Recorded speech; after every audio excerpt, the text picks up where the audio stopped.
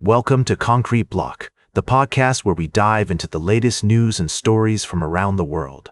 We've got a fascinating story to share with you, straight from the Middle East, where tensions have been escalating in recent months. Our top story today takes us to Iran, where satellite imagery has revealed significant construction and reconstruction efforts at several key sites, including the Parchin military base and the Isfahan nuclear complex. According to experts, these developments suggest that Iran may be attempting to hide its activities from international observers, potentially sparking concerns about the country's nuclear program. The images, analyzed by the Institute for Science and International Security, show a new facility at Parchin being covered with a concrete structure, making it nearly invisible to aerial surveillance. Meanwhile, at the Isfahan complex, tunnel entrances have been buried, and efforts are underway to fortify entrances to a tunnel complex near the Natanz site. We'll be examining these developments in more detail, looking at the potential implications for regional stability and the ongoing negotiations between Iran and the international community. It's a complex and sensitive topic, and we'll strive to provide you with a balanced and nuanced understanding of the situation. As we explore this story further, we'll consider multiple perspectives, including those of Iranian officials, international diplomats, and experts in the field. We'll also be discussing the potential consequences of these developments, both for Iran and for the broader region. We'll be right back with more of today's top news on Concrete Block. Welcome back to Concrete Block. We're diving into a complex web of international relations and sanctions. A recent report from Sweden has revealed that a Russian citizen was arrested at the request of the United States for allegedly evading U.S. sanctions. The individual, whose identity remains undisclosed, was taken into custody in late December under an international warrant issued by the Swedish Security Service.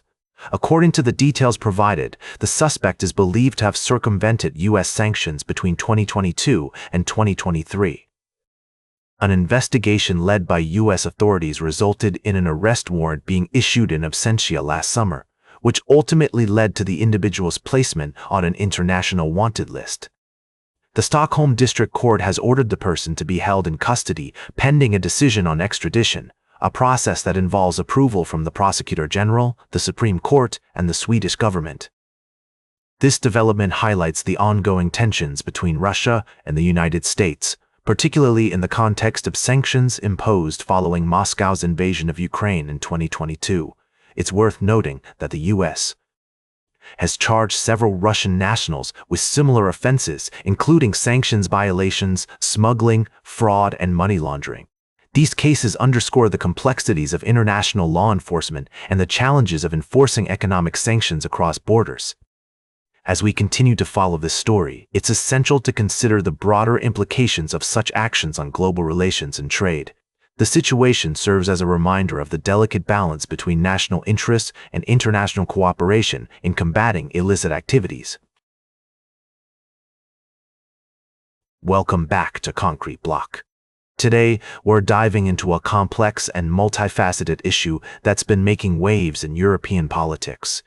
We're talking about the potential enlargement of the European Union, specifically with regards to Ukraine's bid for membership. As we've been following this story, it's become clear that there are several factors at play here. On one hand, Ukraine's accession could be a powerful symbol of European solidarity and a strong statement against Russian aggression. On the other hand, there are concerns about the EU's ability to absorb new members, particularly in light of existing institutional weaknesses. Yanis A. Emanuelidis, Deputy Chief Executive and Director of Studies at the European Policy Center, has been weighing in on this issue. He argues that any enlargement process must be grounded in shared rules and principles, rather than being selective or opportunistic. This means that other candidate countries, such as those in the Western Balkans and Moldova, should not be left behind. Emanuelidis also emphasizes the need for internal EU reform to accompany any enlargement process. This could involve changes to decision-making processes, budget allocation, and collective action.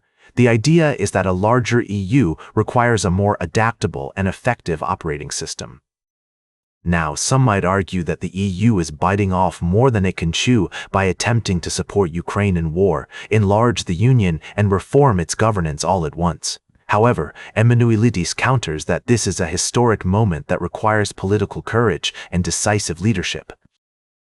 Ultimately, the path forward will depend on the EU's ability to balance competing interests and priorities. As we continue to follow this story, it's essential to consider multiple perspectives and evaluate the potential implications of different courses of action. That's all for today's Concrete Block. Remember to like, share, and subscribe, and until next time, stay informed.